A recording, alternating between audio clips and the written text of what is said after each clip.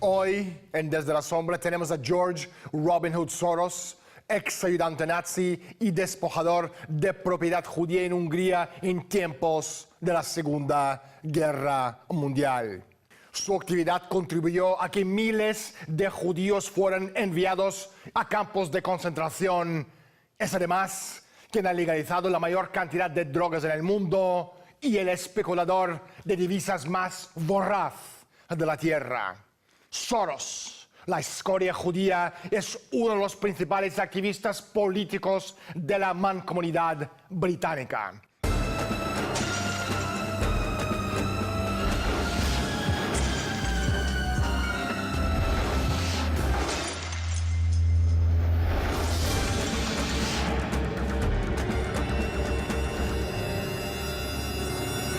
En un minuto hablaremos con Michelle Steinberg, politóloga e investigadora que durante 20 años le ha seguido el rastro a este mega especulador. Pero primero, salgamos a la calle y preguntemos a la gente su opinión sobre George Soros. No tengo ni idea de quién es George Soros. Bueno, el nombre de George Soros empezó a serme familiar a raíz de mis hazañas en el comercio de acciones y por supuesto es mundialmente conocido por llevar a la quiebra al Banco de Inglaterra y también se le conoce por ser un jugador principal en el mercado internacional de la bolsa. Eso es todo lo que sé de esta persona. Michelle, gracias por estar con nosotros y bienvenida a Desde la Sombra. Hola, Daniel, y muchas gracias por invitarme a esta entrevista sobre George Soros. George Soros hizo colapsar la libra esterlina británica. Michelle, ¿por qué le llamas a George Soros con toda esta información en cuenta agente británico? Bueno, para entender quién es George Soros, realmente hay que subir a la cima de su imperio. George Soros era realmente un pez pequeño, un banquero de poca monta e incluso fracasado e ignorado por las autoridades de Estados Unidos, cuando se convirtió en un gran jugador con la ayuda de nada menos que de los Rothschild, operando desde la Suiza. La persona clave que ayudó realmente a que se creara el Quantum Fund fue un antiguo banquero de Rothschild, con el nombre de George Carlways, que operaba fuera de Suiza y proporcionaba muchos fondos para las operaciones de Soros en el Quantum Fund. Así que el nombre Rothschild y el Imperio Británico llevan siglos relacionados, y ese es un buen punto para empezar. En segundo lugar, una cosa importante sobre George Soros y el Imperio Británico es su política. Mira cuál es su política clave. Número 1. Implementa a finales del siglo XX e inicios del siglo XXI la guerra del opio británica contra Rusia, Estados Unidos y los países desarrollados. La estrategia de la guerra del opio fue una de las operaciones más efectivas del Imperio Británico, a la altura del poder global del Imperio Británico en el siglo XIX, cuando usaban drogas para someter a los pueblos. Esta ha sido la marca registrada y el sello de George Soros, operando no solo a través de su imperio financiero, sino también a través de su llamado trabajo benéfico, sus actividades filantrópicas o no gubernamentales, más notablemente el Instituto de Estudios para una Sociedad Abierta y la Fundación de Políticas de Drogas. La revista Time, uno de los principales semanarios de Estados Unidos, ha descrito al financiero George Soros como el Robin Hood de nuestros días, que roba a los ricos para darle a los países pobres de Europa de Este y Rusia. Afirmó que Soros obtiene enormes dividendos especulando contra los bancos centrales occidentales, usando sus ganancias para ayudar a las economías postcomunistas que surgen en Europa Oriental y en el territorio de la ex Unión Soviética para ayudarles a crear lo que él llama una sociedad abierta. Las declaraciones de Time son completamente ciertas en lo que respecta a la primera parte y completamente falsas en lo que se refiere a la segunda. Soros roba a los ricos países occidentales y usa lo atracado para robar todavía más en el este, bajo el disfraz de filantropía. Su objetivo es saquear donde pueda y como pueda. Soros ha sido llamado el maestro manipulador del capitalismo relámpago. George Soros forma parte de una mafia financiera muy congestionada, mafia en el sentido de una fraternidad secreta de familias, al estilo de los masones, que persiguen objetivos comunes, sea Bilderberg, Consejo de Relaciones Exteriores, la Comisión Trilateral o el Club de Roma. Cualquiera que se atreva a criticar a Soros o alguno de sus socios inmediatamente es tachado de antisemita, una crítica que a menudo hace callar o intimida a los críticos genuinos de las operaciones sin escrúpulos de George Soros. Soros afirma que su carácter se formó en Hungría cuando sobrevivió la experiencia nazi, haciéndose pasar por un cristiano y ayudó a la ocupación nazi a confiscar bienes judíos. Michelle, ¿cuál es la evidencia de esta afirmación?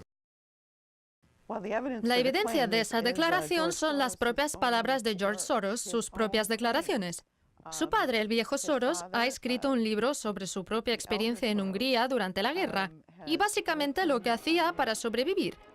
A George Soros se le dio una identidad de no judío en Hungría, donde trabajó para un colaborador no judío en la ocupación nazi, para confiscar las propiedades judías y básicamente para escoltar a aquellos judíos cuyas propiedades habían sido confiscadas fuera del país. Algunas de estas personas terminaron siendo enviadas en tren hacia Alemania a los campos de concentración. En 1990, el reportero Steven Kraft de la CBS realizó un poderoso documental sobre esto de 60 minutos y en una entrevista Steven Kraft preguntaba a Soros si eran reales esas escenas horribles en Hungría y cuál era su reacción ante ello. Soros dijo que sí, y cuando le preguntaron, ¿confiscó usted propiedades judías?, respondió que sí. Cuando le preguntaron, ¿se sintió culpable por ello?, contestó que no, en absoluto.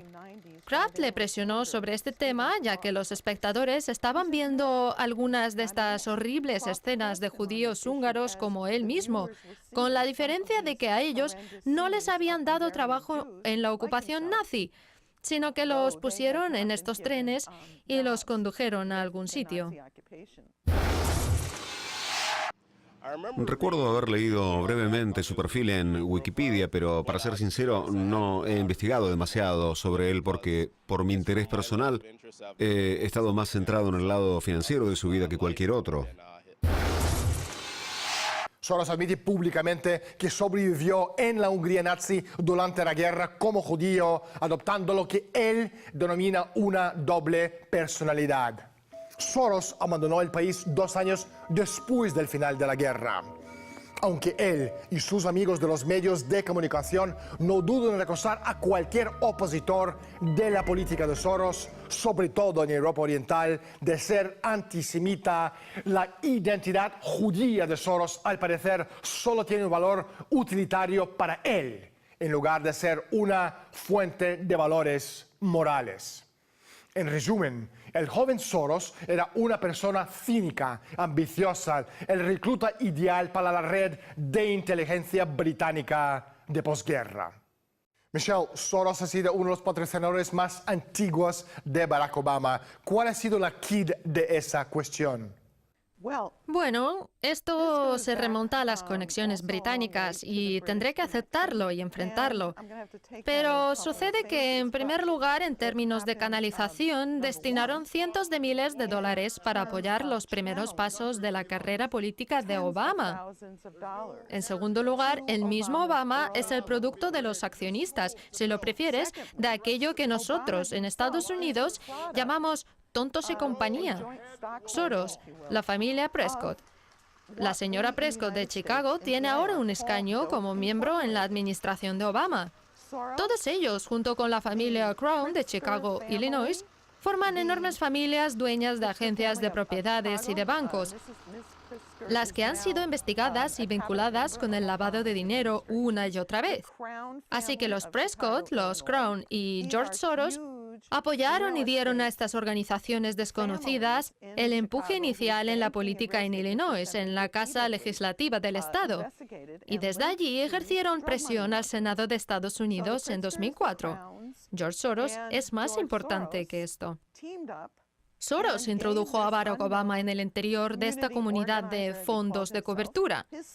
Eso es algo que en realidad no representa una gran mano de obra con la cual contar, simplemente porque esa comunidad ya estaba comprometida con diferentes círculos en el Partido Democrático y en el Partido Republicano.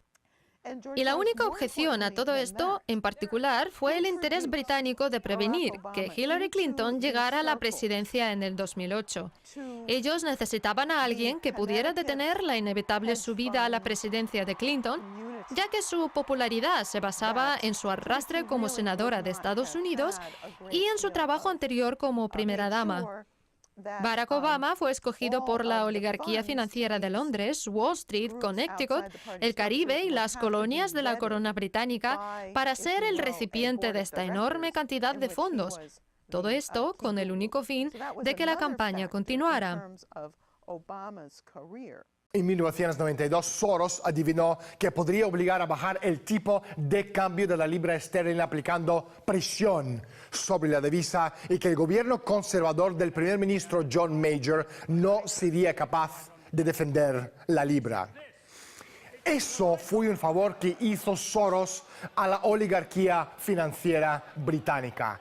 Él era el hombre principal y simuló un ataque a la libra británica, y no era ningún ataque a la libra británica, era un asalto al mecanismo europeo de tipos de cambio a través del cual, una vez que se consiguió, estaba dirigido a acabar con la soberanía de los países europeos, sobre todo Alemania podía ser afectada. Soros tomó prestados miles de millones de libras y las convirtió en marcos alemanes. Cuando la libra se derrumbó, devolvió el dinero a un tipo de interés inferior y obtuvo más de $1.000 millones en la transacción. Después de la crisis del mecanismo del tipo de cambio europeo de septiembre de 1992, cuando el Banco de Inglaterra se vio obligado a abandonar sus esfuerzos por estabilizar la libra esterlina, una figura financiera poco conocida surgió de entre las sombras, alardeando de que él personalmente había ganado más de $1.000 millones especulando contra la libra esterlina. Michelle, durante 2 décadas tú seguiste a Soros de cerca. ¿Qué papel interpreta Soros en la legalización de las drogas y cuál es el problema de esta actividad? Como mencioné anteriormente, George Soros es actor de la guerra del opio que Gran Bretaña lleva contra Estados Unidos, contra Rusia y algunos otros países desde mediados de los 90 del siglo pasado. Esto es algo que nuestra organización lo sabe con certeza. Él es el cerebro de los esfuerzos políticos y de la propaganda para cambiar las leyes y legalizar las drogas alucinógenas y psicotrópicas, como ocurrió durante el auge del Imperio Británico. Las guerras del opio del Imperio Británico, que apuntaban a someter a China, no habrían sido posibles si hubiera habido leyes internacionales contra el narcotráfico, que no existían entonces. Uno de los principales objetivos de Soros, con sus miles de millones de dólares, era revocar las leyes contra el uso de drogas, el tráfico y la producción de estupefacientes. Es algo que debemos entender. Su modo de conseguir esa revocación, en el caso del consumo personal, fue presentarlo como una libertad civil. La verdad es que no, ni idea.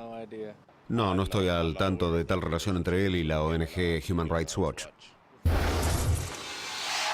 La segunda parte es el tráfico. Mediante grupos como Human Rights Watch, George Soros lanzó muchísimas campañas de propaganda contra los esfuerzos de declarar una guerra contra los narcóticos, reclamando que las Fuerzas Armadas de algún que otro país o la Administración de Cumplimiento de Leyes sobre las Drogas de Estados Unidos violaron los derechos humanos. ¿Cuál es el problema de esta política? Las drogas son menticidas. En el caso de tomarlas durante un tiempo prolongado, es algo antihumano que destruye el poder creativo y convierte a las personas en seres hedonistas, que no buscan lo que está realmente en los intereses de los humanos y de toda la humanidad. Pero así es la política británica. Sacarse de encima a aquellos que no son parte de la oligarquía y drogarles para convertirles en entidades dóciles y no pensantes. Al Imperio Británico esto le gusta, y George Soros es un firme defensor de esta postura. Las organizaciones de George Soros como Human Rights Watch han sido prohibidas en varios países como Rusia, por ejemplo, durante años. Los medios de comunicación de masa occidentales hablan de falta de transparencia y también de falta de libertad por parte del gobierno de Putin. La verdad, obviamente, es otra. Michelle, ¿cuál es la verdad? Las principales operaciones de George Soros bajo los lemas democráticos estaban dirigidas a derrocar gobiernos, y los gobiernos que fueron su objetivo lo sabían por años. Vamos a ver la lista de países que consideraron a Soros una persona non grata por sus operaciones. Fachadas para la inteligencia extranjera, a veces erróneamente llamadas fachadas para la Agencia Central de Inteligencia de Estados Unidos, y por eso es erróneo. George Soros no trabaja para el gobierno de Estados Unidos ni para el gobierno británico. George Soros trabaja para la oligarquía financiera internacional basada en Wall Street, Londres y Suiza. Son instituciones multinacionales que buscan destruir la soberanía nacional. No me sorprendería que la gente más poderosa y adinerada interviniese en política y en diferentes áreas del gobierno. Con la fortuna que han obtenido, no me sorprendería que estuvieran asociados a diferentes movimientos políticos locales. Ni idea. Las iniciativas de Soros fueron prohibidas y expulsadas de varios países porque era evidente que aquellas entidades eran no solamente subversivas a largo plazo, sino que además intentaban promover un golpe de Estado o crear un potencial terrorismo interno que podría ser usado para derribar gobiernos. Tomemos a Rusia como ejemplo. Después de la Unión Soviética, a principios de los 90, hubo un periodo cuando esos estados recién independizados vivían un continuo cambio de gobiernos. Luego, a mediados de los 90, comenzaron las revoluciones de colores. La llamada Revolución Naranja en Ucrania. Otra anterior, llamada la Revolución de las Rosas, tuvo lugar en Georgia, donde Saakashvili fue llevado al poder. Conseguimos ciertos documentos en el marco de la investigación, especialmente después del 2008, cuando la lucha entre Georgia y Rusia por Osetia se hacía más fuerte. Mientras Occidente, los ingleses y los estadounidenses, con Soros a la cabeza, declaraban que Rusia era una dictadura que invadió un país indefenso. Pero los documentos de nuestra revista de inteligencia demostraron que el gobierno de la Revolución de las Rosas fue financiado por Soros y por su colega Lord Mark Malloch Brown, que participó en el Programa de las Naciones Unidas para el Desarrollo. Ahondando aún más en la cuestión de Rusia, ¿cuál ha sido el papel de George Soros en la caída de Unión Soviética en los años 90? Uno de los perros falderos más importantes en su empleo es Jeffrey Sachs, autor de la terapia de choque económico. Quédense con la imagen. Naciones como, en primer lugar, Polonia, que estaba en el primer lugar de la lista de Jeff Sachs. Luego Rusia, otros países que formaban parte de la Unión Soviética fueron seriamente empobrecidos. La experiencia completa del sistema comunista llevó a Rusia, en particular, a un punto de crisis económica. Y Jeffrey Sachs persiguió a los grandes bancos, los principales bancos que arrasaban como langostas, comprando todo lo que pudieran llevarse para comprar a varios rusos para que les sirvieran como cabecillas dentro de Rusia. Para llevarse industrias, sacarlas del país, cerrarlas para ganar cientos de miles de dólares y sacarlos del país a una especie de paraíso fiscal, centros bancarios que a George Soros y el Imperio Británico les encantaba crear. Creando fugas de cerebros, fuga de dinero fuera de Rusia para intentar crear un colapso económico. ¿Cómo se hace esto? Algo llamado terapia de choque. Acostúmbrese al sistema del libre mercado. La terapia de choque significa, ¿cree que tiene un trabajo seguro? Ya no. El sistema del libre mercado significa que no tienes subsidios para alimentos, no tienes un trabajo garantizado o algo por el estilo. Así que austeridad, austeridad y austeridad. Ese era uno de los aspectos de la terapia de choque. El otro era un puro 100% de saqueo. George Soros obtuvo el dinero, los rusos no. Así que podía venir bajo estas condiciones y comprar industrias, laboratorios científicos, universidades, y esa era otra forma de saquear Rusia, no con el propósito de invertir ni con el propósito de desarrollo, sino con el propósito de acabar con el desarrollo. Ese era el segundo aspecto. El tercero fue una especie de subversión cultural que he mencionado antes, instaurando cosas como universidades, observadores de derechos humanos. Él ha sido el principal operario contra el presidente Putin desde los comienzos de la década de los 90. Y hoy, una vez más, son los observadores de los derechos humanos los que han promovido la así llamada Primavera Árabe en Moscú. La inventaron, nunca ocurrió realmente. Las Pussy Riot, las protestas contra Putin, fueron insufladas por los frentes de derechos humanos de George Soros para tratar de desestabilizar, aislar al presidente Putin. No funcionó, pero él sigue en ello. Así que desde los primeros días del fin de la Unión Soviética, George Soros ha estado allí, a través de frentes filantrópicos, a través de operaciones de inversiones y a través de operadores individuales como Jeffrey Sachs para tratar de destruir la economía rusa. Michelle, ¿cuál es el verdadero alcance del imperio filantrópico de George Soros? Las operaciones financieras de George Soros han sido a través del Quantum Group of Funds, Soros Management Fund, el Soros Fund, en muchos otros consejos de administración y superposición de consejos de administración. La Unión Bancaire Privé tiene directorios superpuestos y otras organizaciones. Mark Rich, el famoso fugitivo estadounidense y otros con conexiones. Pero luego está el lado filantrópico. Principalmente se maneja a través de dos cosas, el Soros Fund y el Open Society Institute. Estas dos entidades están exentas de impuestos.